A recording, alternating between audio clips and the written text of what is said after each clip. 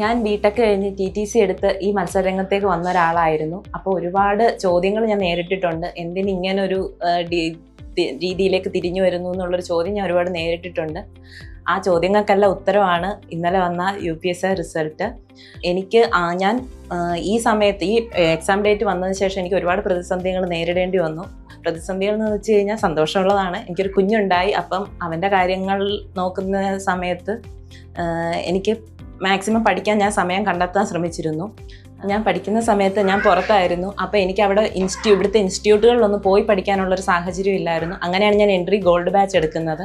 അതെനിക്ക് ഒരുപാട് രീതിയിൽ ഹെൽപ്പ് ചെയ്തിട്ടുണ്ട്. അതായത് പഠനത്തിൽ ലൈവായിട്ട് നിൽക്കാൻ വേണ്ടിയിട്ട് ഇതെന്നെ സഹായിച്ചിട്ടുണ്ട്.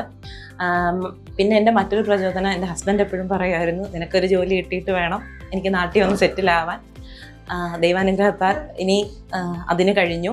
ഞാൻ എൻ്റെ റിസൾട്ട് എൻ്റെ അമ്മയ്ക്കും എൻ്റെ ഫുൾ ഫാമിലിക്കും എൻ്റെ ഹസ്ബൻഡിനും എല്ലാവർക്കും വേണ്ടി സമർപ്പിക്കുന്നു.